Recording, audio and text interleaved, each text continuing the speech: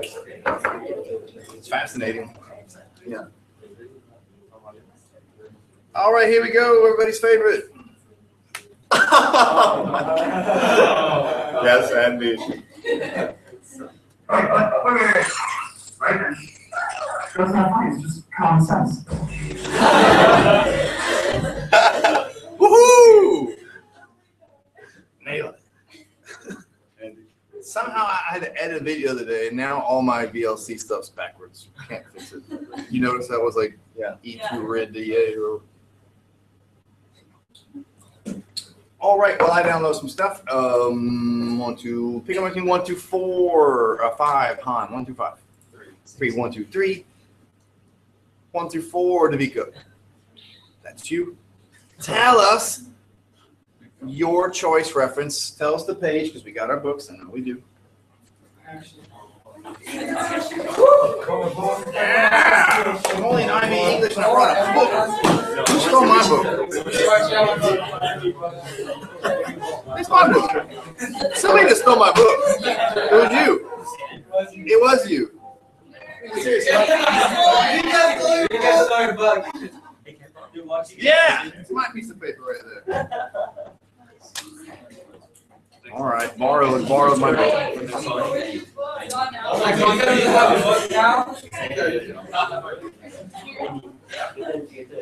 right, Davika. I chose, I don't know the page number, but I chose a quote that said, I knew that my profession had been invented by men, and that men were in control of both our worlds, the one of the earth and the one of the Okay, listen closely. She doesn't know the page, which isn't so cool. But at least she didn't write my book. That quote's nice. Can you read it again? So maybe they can paraphrase or do the best, write it down, and go find it later, and we'll discuss why it might be very beneficial to have that one in your head. I knew that my profession had been invented by men, and that men were in control of both our worlds, the one on earth and the one in heaven. That men force women to sell their bodies at a price, and the lowest paid body is that of a wife. All women are prostitutes of one kind of women. Oh, that might be one of the best ones in the whole bit, simply because some of the stuff we'll talk about today, we'll be like, well, is it necessary to remember that quote? Okay. Listen closely. That one's nice because one, it's quite dynamic. It's got a couple commentaries in there. It's got the whole profession thing. It's got the whole misogynist, male-dominated thing. It's got the whole the analogy, or if you want to call that, of the wife being equal to a prostitute. So it's got multiple commentaries in the same passage. And now we'll listen to Davika and see what she says in terms of that her application or application, if you will, of that passage relating to one of those lenses. With that, yeah, at least a couple. So for contextual lens, I got to what extent male and female literary characters accurately reflect the role of men and women in society. And that's in the contextual lens? Yeah. Yes. Then there's also the context of the author that influenced their portrayal of a particular social group or group. She definitely married to a guy, didn't work out so well. Okay. Definitely. Nice. And how do conflicts between characters reflect the kinds of conflicts from the time and place in which So you got, that's political lens? yeah, so Still contextual. then political, I've got, I wasn't sure of this one, but how do writers use isolated or alienated characters in order to explore their society's values or ethics? Completely. To understand, if you say politics or political and Sadawi, they just go hand in hand. So the whole political lens, it's not my favorite lens, but it's really applicable to her and to this work. Just on a side note, Davika, it's fantastic. Well done. Way to find that in 2 minutes, even better. Credit for that. No one says, there's no time limit with homework. It's just quality. No one cares about quantity. So very qualitative. If you pick, listen closely, anything like receptive or political or textual, and you can nail that thing all day long. But there is a huge criterion which deals just with those literary features. So you must remind yourself. You can be on even or this, or that, so it is this, nailed it, nailed it, nailed it. But if you are not taking some sort of liberty in terms of when and where you could in their devices, because they're automatically theirs, you're going to be in trouble. So let's go back to her passage real quick, which obviously would be like, if we pick the one about, pick any one of those real quick, there, any one of those questions. Any one, yeah, it doesn't matter. To an extent, do male-female literary characters actually reflect the role of men in society? All right, so she's already said one literary device, which we expect to see in multiple occasions, and your response, which is what? Characterization. And it may seem simplistic, but there's nothing wrong with simplistic. The term which is often in these IB English assessment criteria is appreciation. Doesn't mean that you're able to find the most obscure, abstract, weird anaphora magora. I don't know what that means. It's some Greek thing for like when a man falls in love with a frog and the frog is actually a metaphor. I don't know what that means. It doesn't have to be the most. And sometimes they get a little upset when you start bringing these overtly fantastic creative devices. Characterization. If you've got males doing this and females doing that, what else will we might see there? Conflict. External, given the two populations of those characters in society, etc. And the byproduct with our protagonist is going to be that internal conflict. You might end up talking about some internal conflict with that uncle. He's one of the few male characters who might have, if you only be presumptive about that, might have struggled with some sort of inner turmoil. So already you got, just by grabbing that question without even pre-writing, you got characterization, internal, external conflict. What else? I like juxtaposition. Anytime you got two, you might end up having a juxtaposition. You said it 3 times, so I'm going to go with it there, my hair. Juxtaposition, yeah. But here's the thing. When we say, before you even begin with the commentary, write some stuff down. Right, so that way you can tick it off. I know I'm going to say this about Angela Carter. She's always going to use this. I'm going to tick that one off. I'm going to make sure I have that. There's nothing wrong with it. Once you pick that question, go ahead and think about automatically. So it's in your running vocabulary when you write that stuff. Which later devices would I expect to come out with this? If we go back to her passage again, page, oh, no, you don't know the page. Read it again. See if there's not something in there. If she were to memorize all of that, which would be too. Thank you, Melody. That's pretty sassy. It was, wasn't it? I like that. I know, and it's not even mine. Dumb. Page what? Sorry, Melody? 99. Good old Melody. Yet not for a single moment. So we got first person narrative. Why not? And use these things in the flow of your sentence. Be very focused on sentence fluency. Don't go, and that's first person narrative. You don't do that. And don't say stuff like, and this shows characterization. Just be like, use it as a verb through the first person narrative. Boom. That's it. Just you can offset these literary devices through the natural flow of what you were going to say. My argument is this: where can I go back and just sort of paint the pig at the end with my literary devices because they're automatically there. Did I have any doubts about my own integrity and honor as a woman? Word choice. When we see honor and talking about a woman who's saying honor and she has a what? In terms of a vocation / job. What people would deem the most dishonorable job on planet Earth. She's a prostitute. So there's some very precise and premeditated word choice there. I know that profession had been invented by men, and that men are in control of both our worlds, the one on earth and the one in heaven. And now we got some potential metaphorical figurative stuff at the end. And you can argue what that does. So it is a really nice passage because it's hitting at multiple themes, multiple concepts, which deal with a whole lot of questions with the 5 different lenses. I would argue you could probably make it work for all 5. If you were to memorize this, you could have multiple elements about, you could hit at quite a few literary devices in your argument. Think about how we write just like basic sentences. That is bad. That is bad due to this. Due to this being that and that, one can see that this is bad. So the other stuff we add and buffer, that's the very simplistic argument is that is bad. But if we have nice, well-formulated sentences with some sort of fluency and fluidity, then we can succinctly supplant our literary devices where we need to. Even if it's not by nature, given those lenses, the literary lens, right? What you got there? You just raised your hand. Thank you for volunteering, Grace Kane. Men includes deception on women and punish them for being deceived. What page is that? It's on page 90? 94. 94. If not, Melody will find it. Can you read it again? Men impose deception on women and punish them for being deceived.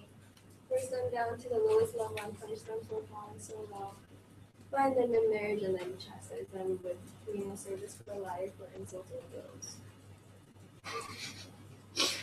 Okay, paper 2 is not an oral exam, so you're all right.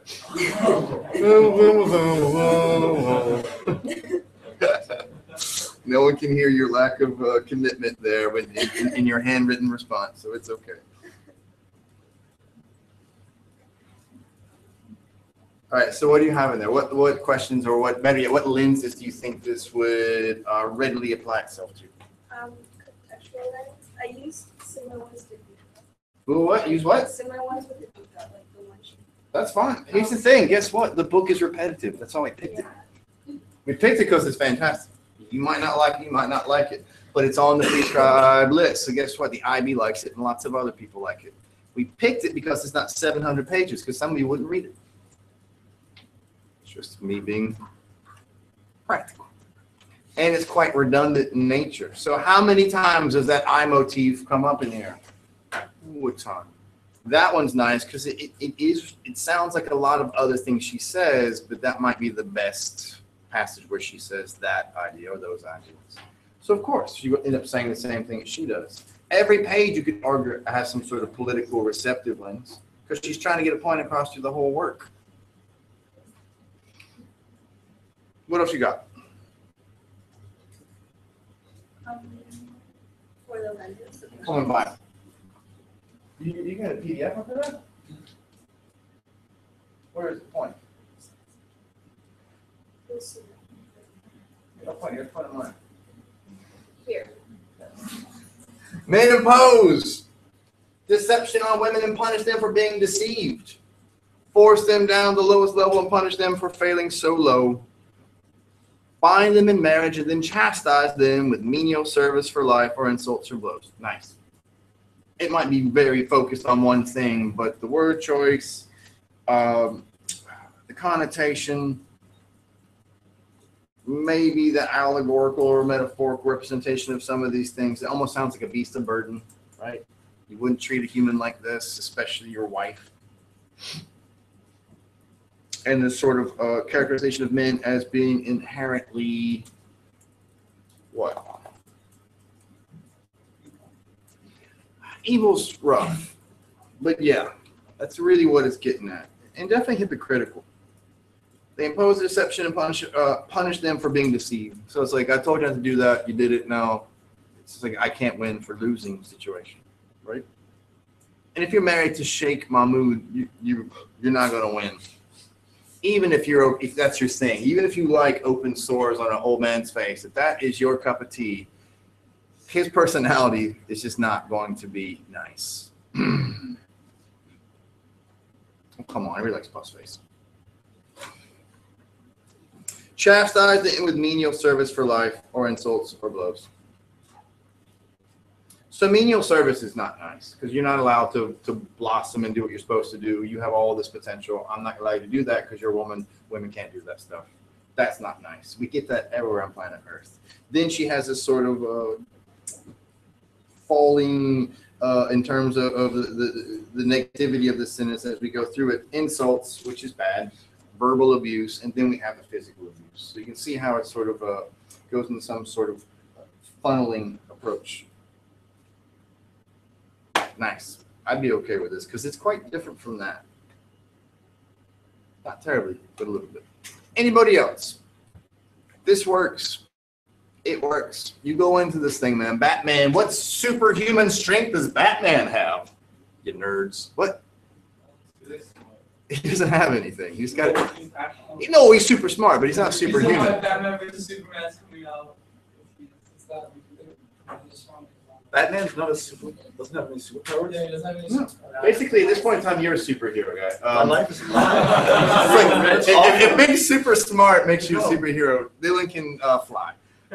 No, but that's awful. He doesn't have it. He's got a utility belt. That's I why, was like, so proud it's of such a him. joke about Justice League. It's like all the people in Justice League. No, the joke is Aquaman. Like tell fish what to do. It's like, what is that? Aquaman's actually a lot stronger than Batman. If you think about it. Aquaman. Man, Batman lives in a mansion. He's got a cool car. That guy's swimming out with fish and having conversations with The thing is that fish. Batman can beat all of them. Because he, No, like, he can't. he has dirt on everyone. Supposedly. That's the only reason why he's part of the Justice League. Because any of them could do it. Like if it was Batman, I don't know, like nothing. Did you just autocorrect your homoerotic statement of man on? I better use some Latin real quick. That's super macho. Mano a mano versus man on man. Nice art. You said it. You just recanted. It was obvious. Come on, guy. All right. So you're right. Superman has no proper anything. He's got a utility belt. It's the same thing, man. You go into that thing, he better show up at that fight with all his little gadgets. Otherwise, he's in trouble. You can't show up like, oh, all I have is my grappling hook. Sorry. I'm going to go home and get the rest of my stuff. I'm not ready to fight. It's like you go into this exam knowing exactly what you're going to do with text A, text B, and pray text C isn't even necessary. But you better have a backup plan. You just can't focus on two. Having some kind of working knowledge of the third text is necessary. What's terrifying about it that? I think they have one of the highest rates of rabies infections for humans. I think it is the highest, actually. They're killed by wind turbines. Bad. That would suck. So Ebola man. So that's what You're Batman really really because is. like Walking Ebola virus. Ebola man. Ebola man. What's that? Pig virus man. Bird flu man. Did you just ask? Did you hear what I said? He said something racist.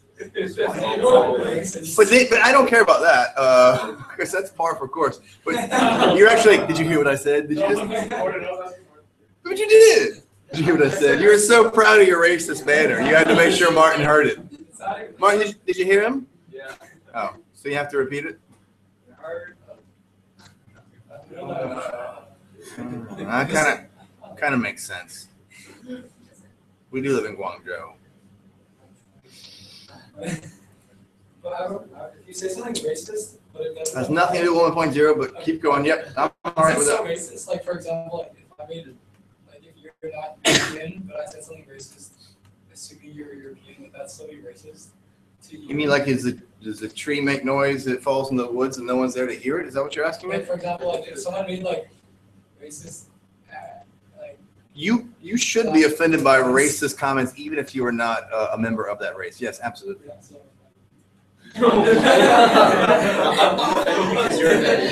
Because there is a long list of people who hate Japanese Persians. So you should be offended by everything, guy.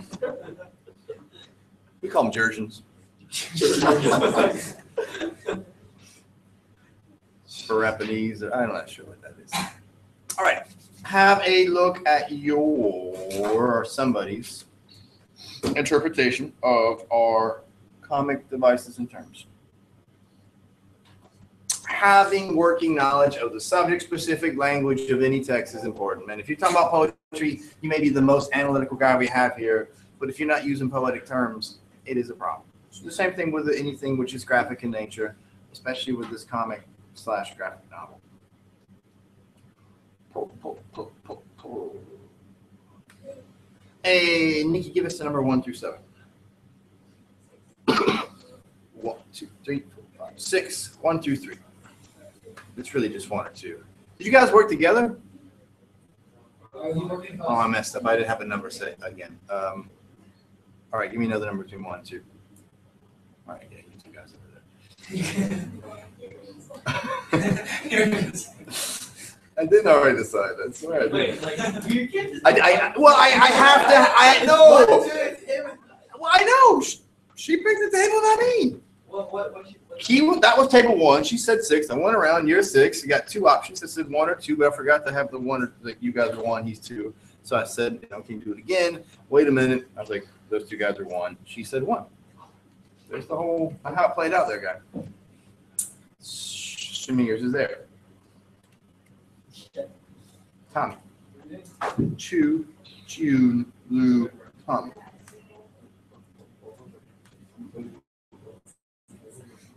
Can't wait to see this. Ooh, should we get some work done on Thursday and Friday?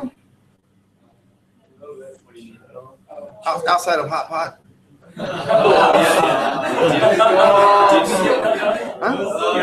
Did you get work done? Yeah. Yeah. Good. Did you? Have we guys finished the?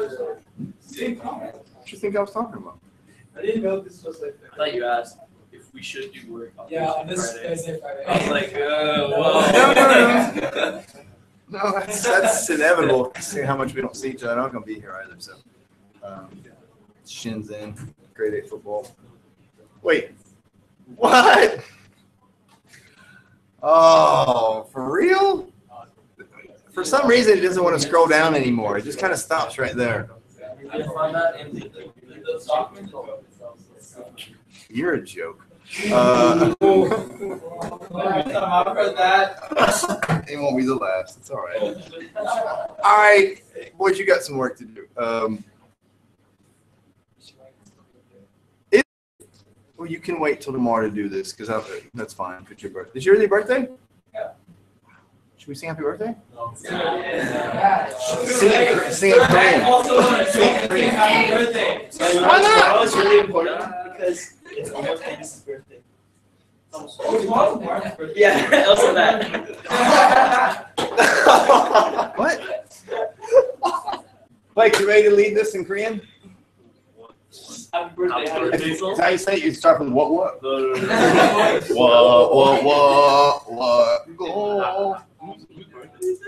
Oh, God. June. Oh, God.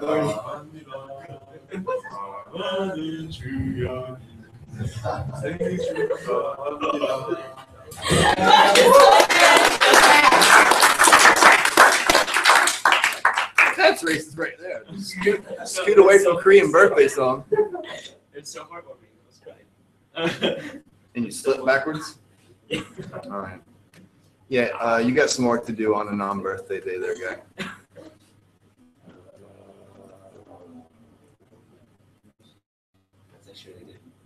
So in terms of approaches of learning, I'm not really sure if you approach that or not.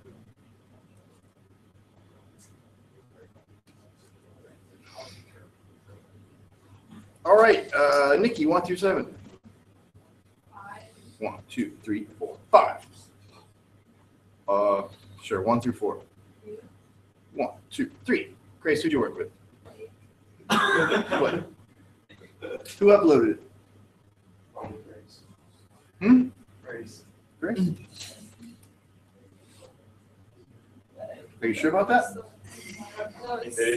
No, Cool, man. Yeah. no, he said like I thought. Come on. I'll just go back to the other class and look at Soyun's and come on, one of you. 1 through 7. Let's get some volunteers. No, because someone finds somebody else who didn't do their work. Who did their work? No, I just raise your hand. All right, so we're gonna look at yours. Irony. It's across. And Carl, okay. Wait, can we do this? Here we go. This is gonna be awesome.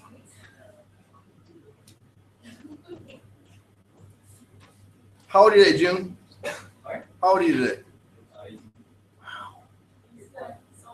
Ooh, you ready for the military?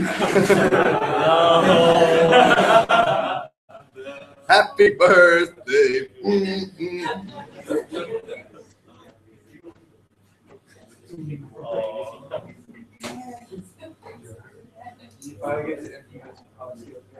Hey, Mr. Inappropriate, whatever you're saying over there today, just keep it to yourself.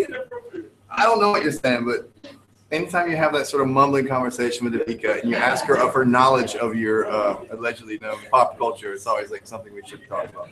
Splash! Cool. Like it. Agree. Funky little tail there. I like it. Seen this quite a bit. This is almost inverted, this masking of it. A visual style. Who else had this one? Because it's the first one that popped up in Google Images. Wikipedia. That's Wikipedia? Okay. Sometimes or many times it's what's in it's in the foreground. So obviously she's not overtly detailed. It's this in the background. So it's usually stuff in the background is kind of wobbly. And the item we're looking at might be the item which has a cute detail, comparatively speaking. So, who's this? Yours? Where do I see a panel? Is it numbered or something? What is that? What is that guy? Is that a footnote? Oh. For what? For tree or forest? Which one is it? No, it's just this coal. Coal, yeah. It looks like park. Park. So, schematic drawing of picture space. I like this. Cool. Background, middle ground, foreground, ground plane, picture plane. Sweet. It's a very effective image because it's got all 5 of those. Anybody else use that one? No?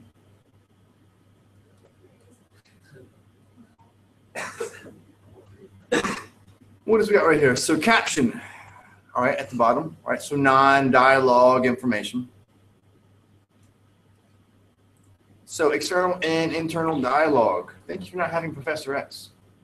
Who had Professor X? No? We had in the last class. Bald eagle. I'm not sure what this is doing, but. Wait, what? What is that? It's just the bald eagle. For sound effect? Like, I don't know. Oh, yeah. Is that what it is? Also American. So you just you shoved it in between spread and sound effect, just put a bald eagle in there? Yeah. Was that you or Carl? We didn't know it. All right, Carl, well done. I like it. Well, It looks like you mean business. you changed it. Sound effect. All right, cool. Nice. On, is that yours? He does a lot of voiceovers. Good call. Voice of God. Yep. What's this right here? Camera angle? Yep. Neat. Scene to scene, action to action. I like that old school action. Nice.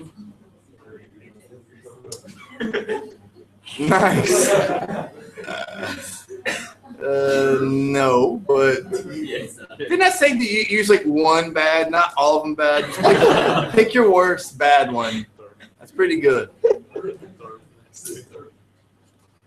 All right. If that's not done properly, make sure it gets done properly and put it back in that Dropbox if you need to.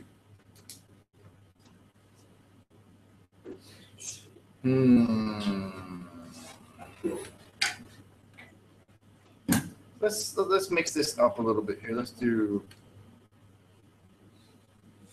wherever you write stuff down, write this down.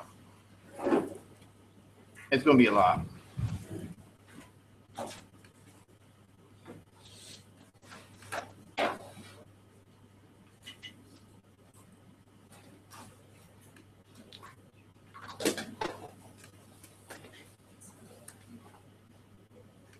If you see a number, it's the page. Oh.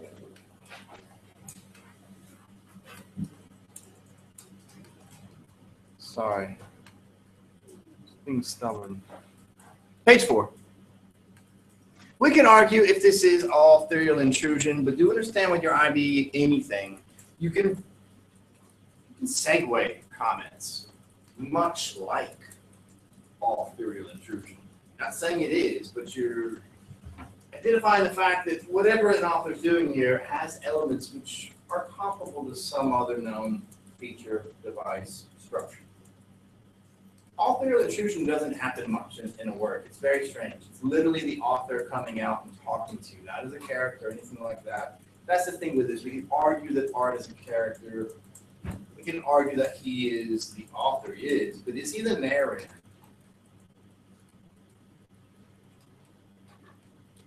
And we need to identify, we need to come to some sort of consensus about what that is. Without a doubt, we have dual narratives here. We have two stories being told simultaneously. Blindix interaction with art, their weird relationship in terms of father-son, art being motivated by his work and trying to,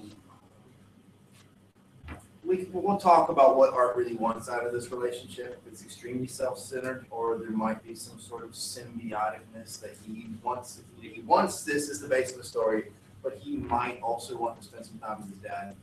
Maybe just simply throw his dad a phone. Maybe. So here, we'll see very distinctively, one, it's got the box, which is like the caption box. The font is quite distinctive from the rest of the graphic novel. When it's lowercase and like that, that's the artist, author, Spiegelman speaking to us. It was summer. I remember I was 10 or 11. So he's a little boy. Last one into the schoolyard is rotten. Hey, now we got the speech bubble. So he'll come back from time to time and help us with chronology, where we're at, because we got chronology, got the physical date and setting, a physical place. Setting are both those things. Rego Park, New York, more or less circa 1958. For a very classic father-son exchange. Son gets upset, his buddies aren't being nice, he goes home looking for some sort of comfort, maybe even a hug, and his dad comes back with this.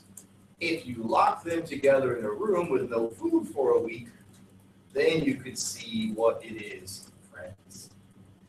Which is extremely creepy for a little, like a 10 or 11-year-old kid to hear this. Sort of on the side, we will always talk about how much we can trust Spiegelman as an author. Narrator. I apologize, that was really wrong when you say author there. Because of the levels of bias in this. They're severe. And we must discuss the sort of authenticity of what went down. Maybe this wasn't a specific scene, but there were probably many scenes like this. There's certain elements that we have to assume are factual. Like the problematic relationship between them. I mean, that's there. No one's going to argue that. Certain details in this and that, and how people are characterized, that is subjective. So think about this, you're a little kid, you get upset, you go to your dad, you just want to hug, and him say, well, if they're going to treat you like that, son, they don't deserve to be your friends, right? Classic dad aphorism.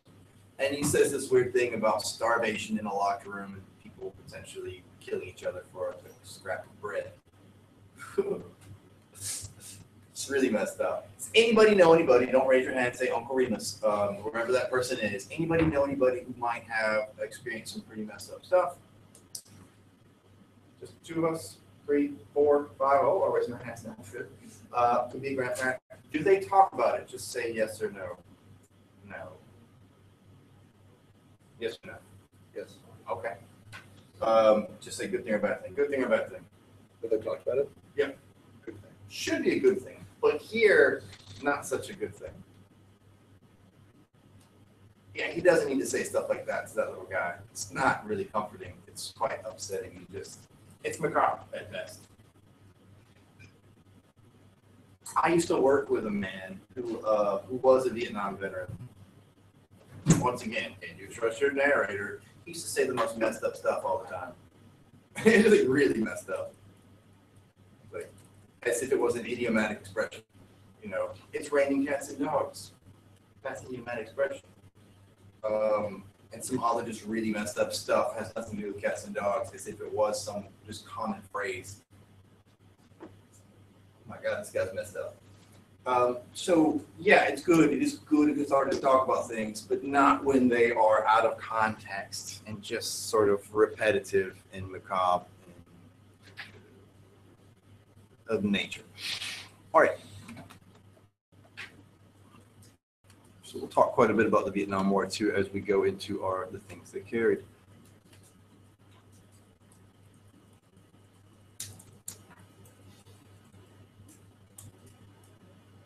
There you go. Cool. This is nice. Page 6, subtitle. So we got Mouse, A Survivor's Tale, subtitle, My Father Bleeds History. So it's literal and metaphorical. Someone that bleeds music isn't running around because of some sort of overtly sharp triangles and razor sharp bowstrings or who knows what down there in Piovich's bloody chamber. Right? But he does have that tattoo. There's physical damage that they all suffered. There's the psychological baggage and damage that they suffered as well. There's that adage that something is in someone's blood. It's a part of them. It is metaphorical, but with him, it's actually quite literal. He has history on his arm, which is pretty messed up.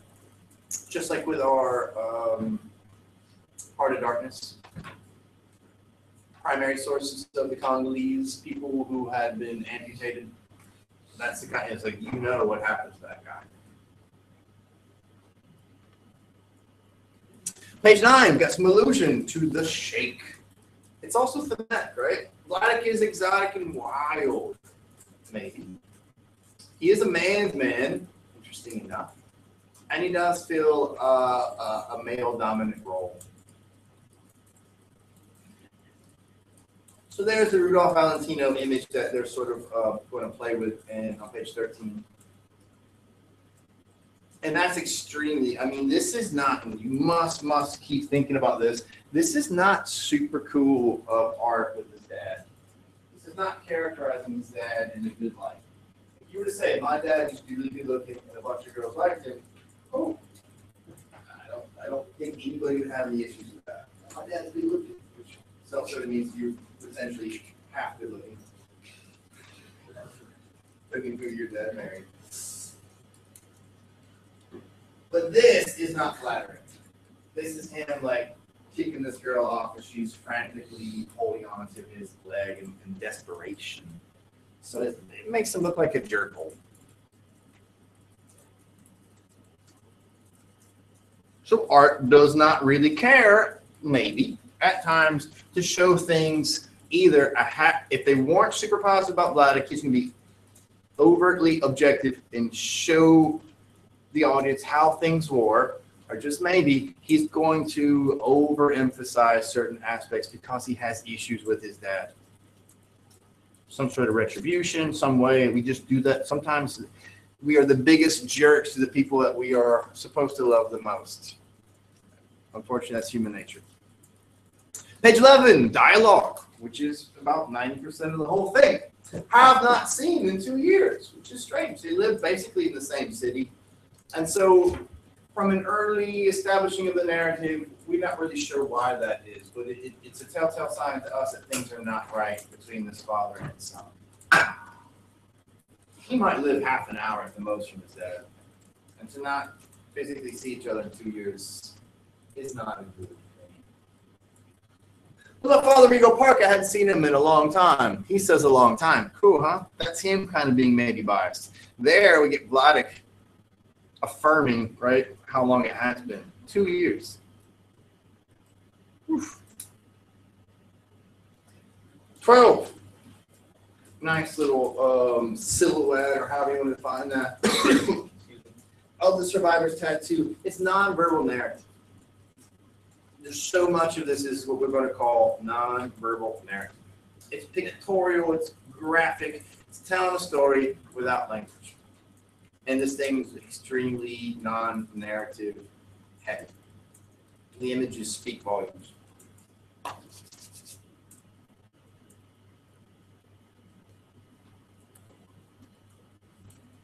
Simplistic enough characterization.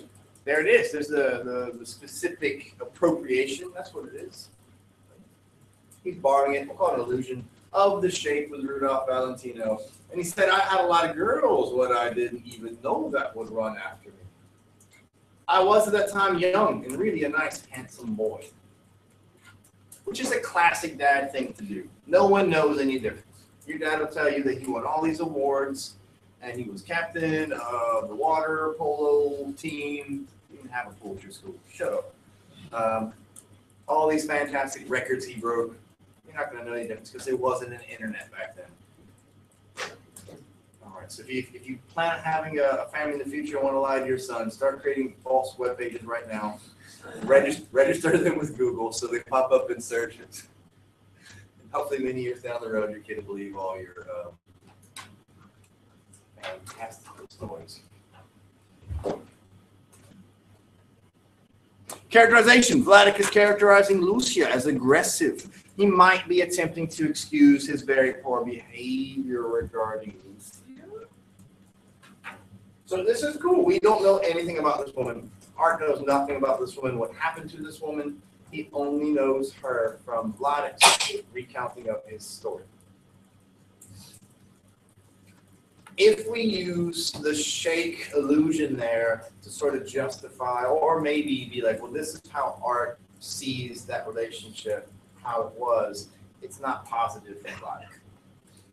Vladik tells us that she was crazy and she had some problems, which is quite ironic because the mother is literally has some mental issues. She does. She suffers. She's not well.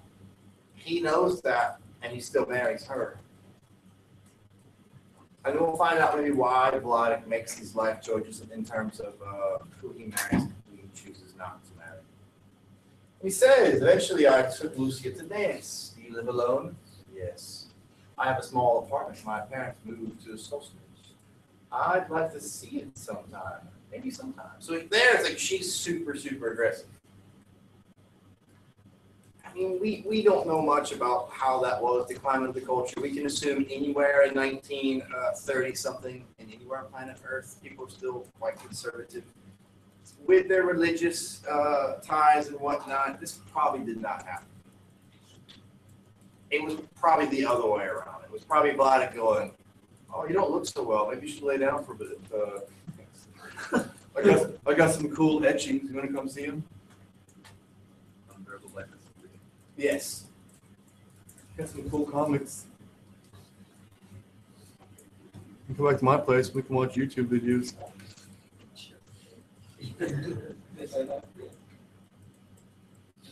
We can work on a K-pop dance routine. Blake, does that one work for you? Does it actually work? No?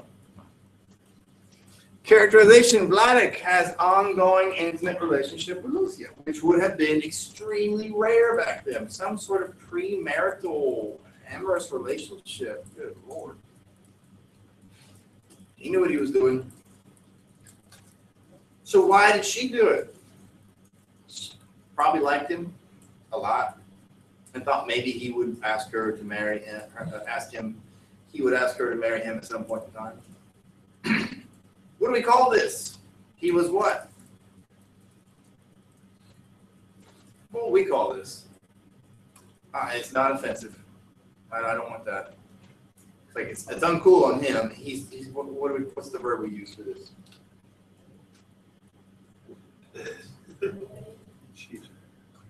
Oh, he's not committing video, so it's not cheating. Okay. He's not honest. What? Leading her on, which is uncool. We might say using her.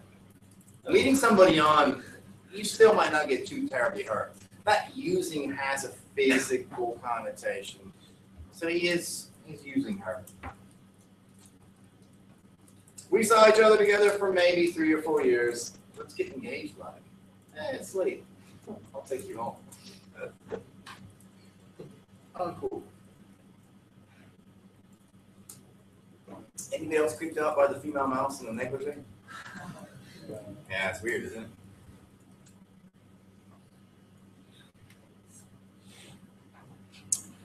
Artifact. All right, he uses these artifacts. This is that thing we saw before. Who can tell us what it means when you have something a bit detailed shoved on top of something which seems to be a little bit, it is juxtaposition without a doubt.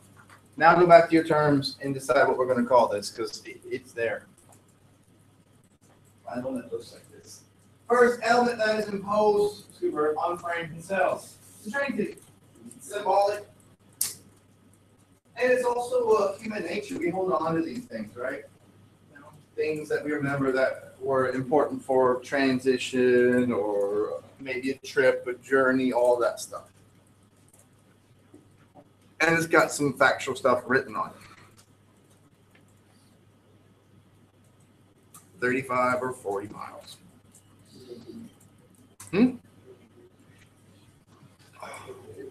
It does bleed because it goes outside, it goes into the gutter, yeah. Characterization, artifact might be our word. Maybe we'll use that. So we got some characterization of Vladik. He chooses not to reveal that he speaks English. And it's sort of our first little hint that he's got some levels of resource, so he's resourceful. He's crafty. Man, if he wasn't crafty and guile and creative, he would not have made it. Super cool, all the little moments that he's like almost about to be caught, or this is about to end up tragically, and all these things. But he's quick on his feet, and it allows him to continue. You know English. All right. Characterization. Vladik can be cruel. Has an intimate relationship with Lucia for a number of years. His means of breaking things off, framing a photo of Anya.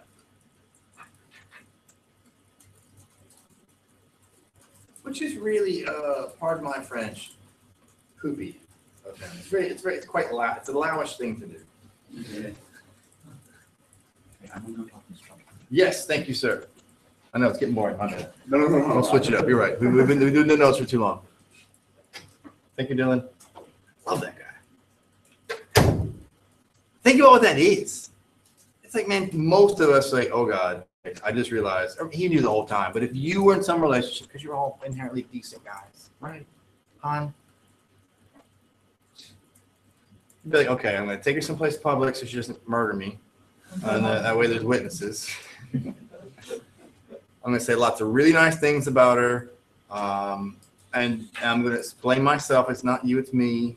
I'm going to do that one. I know it's ridiculous, but that's all I got. I saw it on a TV show. And I'm going to apologize profusely. And I'm going to try to cry and just be like, look, I'm just not, you don't want to go with a guy like me and maybe make up some vices that she didn't know about. Basically lie. Because you're concerned about her sentiments, right? So you're going to lie, because that's what we do when we don't people get upset. We lie to them. Your letter of recommendation is ready, and it is fantastic. See? We do it all the time. Go back to my things to do list. Kidding. That was a lie. I don't know now. What does he do? He literally invites the girl over. Maybe, she's, oh, Lord, and she finds a photo of this woman out of nowhere. Now he's cheating on her. Really uncool. It's like if you were dating somebody for 3 years and then all of a sudden their Facebook status pops up. It's like, relationship. What? Yeah, that's what that is. It's a 1936 Facebook dumping. Yeah, I can't think of a worse situation in that sense. And now she breaks down and all that stuff. So Vladik states he is in love with Anya due to her conversation, personality. Same page states that her family happened to be millionaires.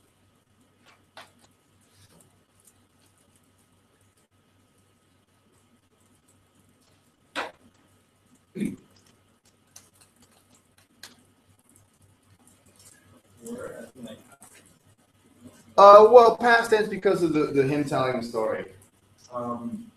We in an analytical sense say are with what literature in the present tense. Definitely past tense is a lot further on a couple of years later. You understand that this is not dialogue. So maybe this is art paraphrasing what Vladik said. This is what Vladik said. This is essentially what our author is saying. Because of this guy. It's not lowercase, it's not really art. It's just one of those caption boxes that give you information, but it's not a speech bubble or a thought bubble. So it makes a bit of a hypocrite. Have you seen photos of Anya? What? No one's looked up on the internet? What's wrong with you people? Yeah? Okay. Have you seen photos of Rudolph Valentino? Have you seen photos of young Vladik? Let's look real quick.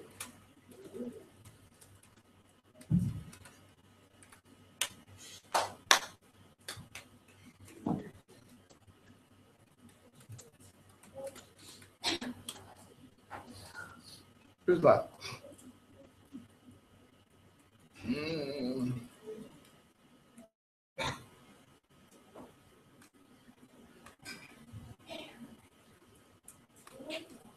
Some of these photos are weird with her. Sometimes it's very difficult to tell. This one's not nice. So there's Rishu. There's Vladik. And there's Anya. Yeah, which one? Well, Vladik's not in there. That's his older brother who didn't make it. Well, you never met Rishu. So there's other photos where she is, I don't know. So, I mean, he's definitely not the female version of Rudolph Valentino. And we know how that works in stereotypical sitcoms or whatever. Oh, I got a date for you. What's she like? She has a great personality.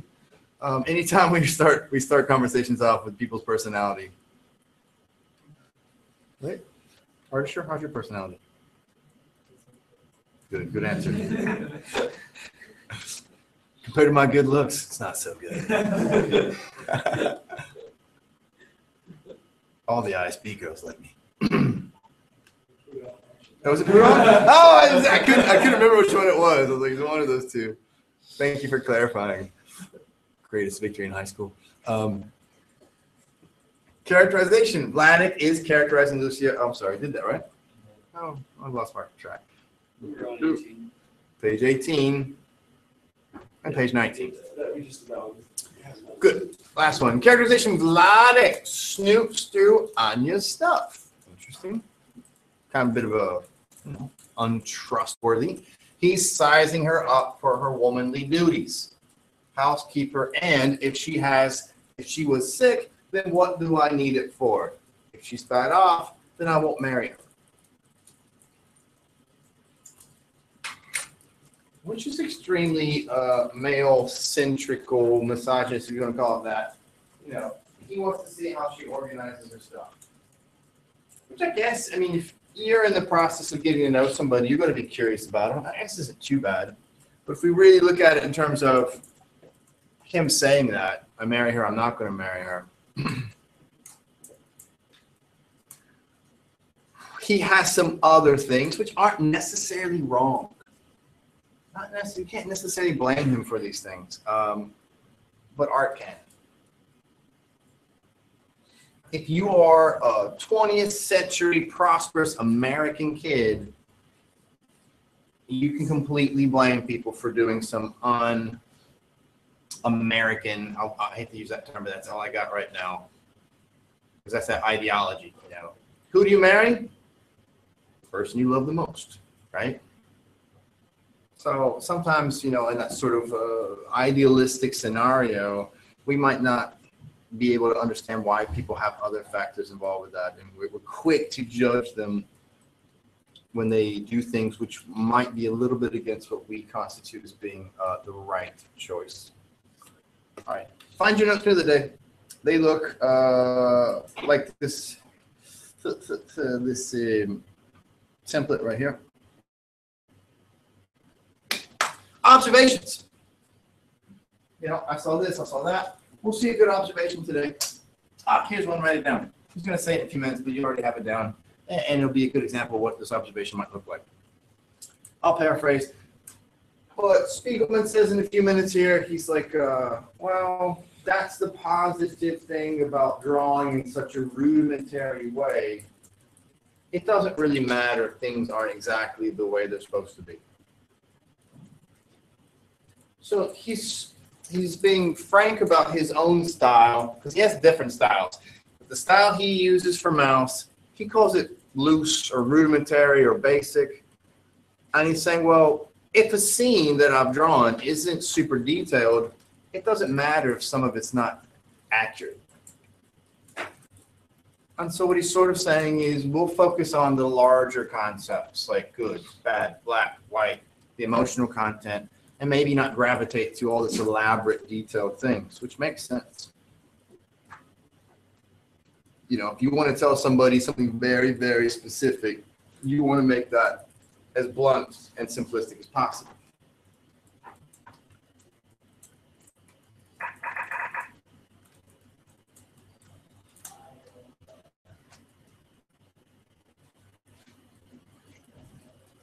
We're roughly somewhere around here.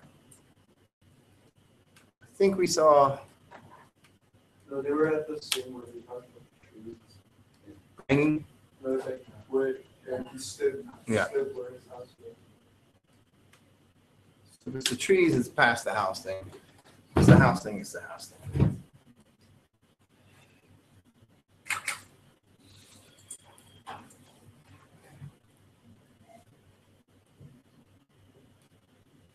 Now, when you write a few things down, you don't write a whole lot down. I'm okay with that. You just force yourself to do this. What lens question might this work with? And if you like it, if it makes sense, now think about which other text is going to work. Because listen to me, for 2 exam, you must write about at least 2 texts. So if you think that question is the best question on planet Earth for Sadawi,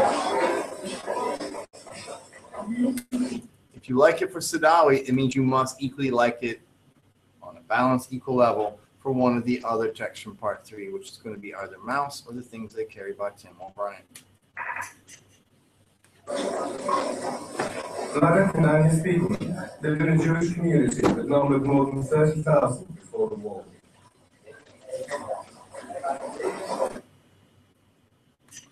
Am meisten nach Auschwitz.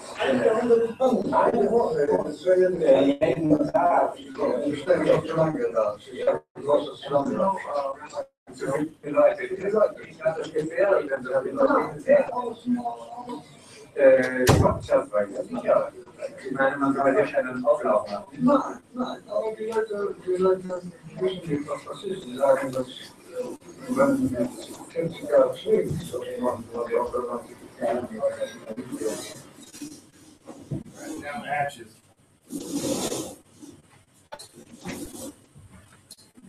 This is the house.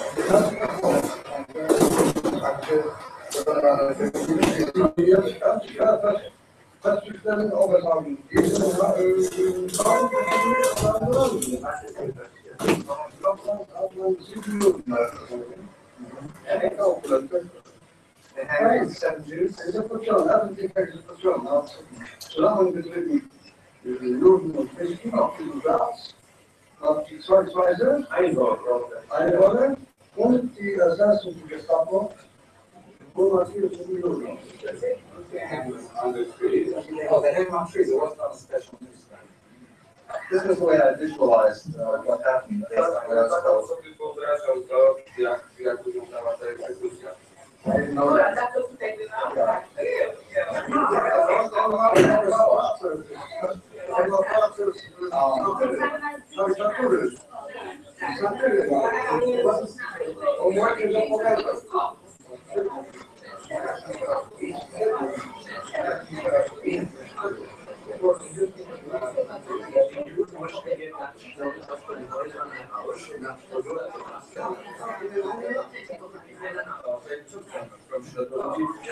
The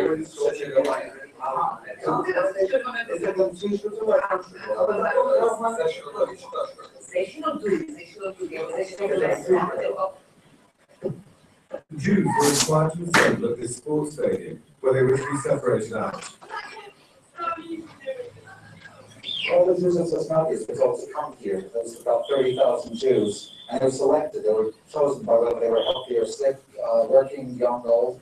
20,000 were put here, 10,000 were put there, those 10,000 were taken away and never came back.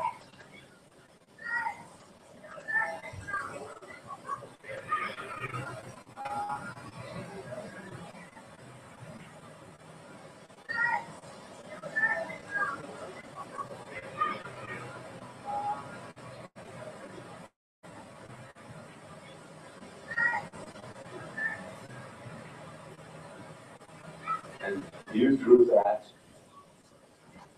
before he ever saw this stadium. Yeah, and this is a somewhat more elaborate stadium. It's trying to picture. But it's not that far off. The fortunate thing about drawing these crude drawings is that it works.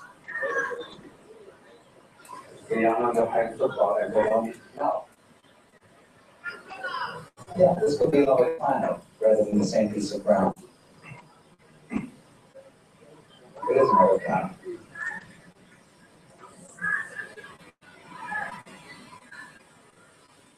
Spiegelman's father was fortunate enough to be sent to the right-hand side of the stadium, and he and his wife and young son were allowed to go.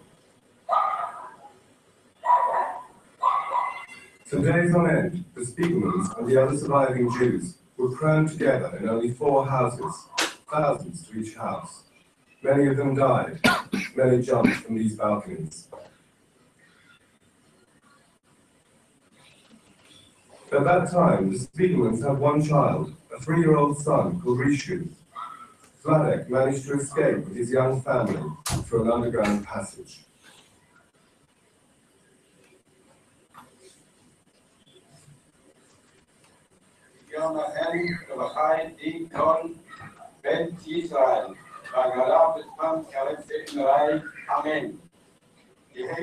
Together, they made their way to a ghetto in Shradula, a town which was razed to the ground later in the war.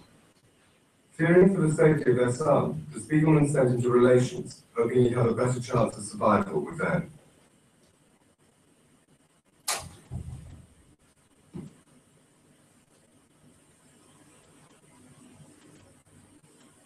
However, threatened with Auschwitz, his foster mother poisoned Rishu, herself, and her whole family.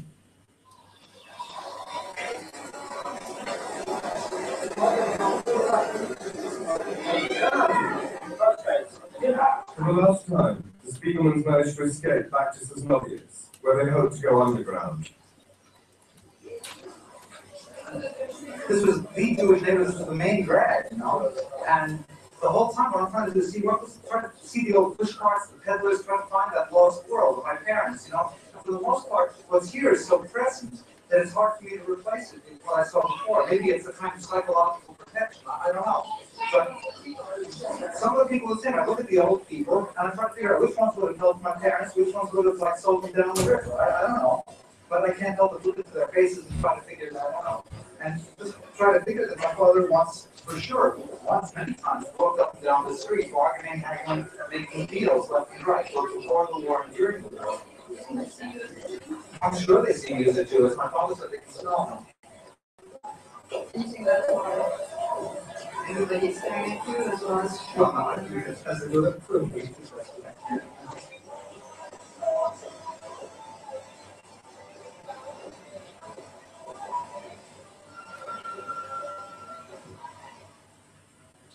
Finally, a smuggler offered to get them safely to Hungary.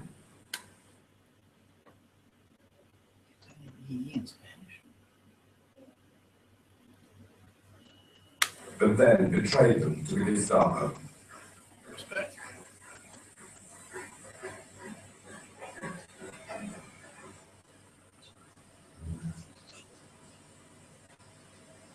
Hier ist das Gefängnis von hinten aus gesehen, in dem die Gefangen gehalten wurden. Die kleinen Fenster waren immer vergittert, started us to saying that he had come help house. He was tylko sprawy gewesen, die neben die politische familie. So this is after the last stop of the affairs. This was the end of the line. This was when they got caught trying to escape Poland and got sent to Auschwitz. This was where they were sent before they were sent to Auschwitz. The Spiegelmans were sent from Bielska to Auschwitz, not as ordinary Jews, but criminals. Criminals were considered the better species of the two. This was another small advantage which helped them to survive.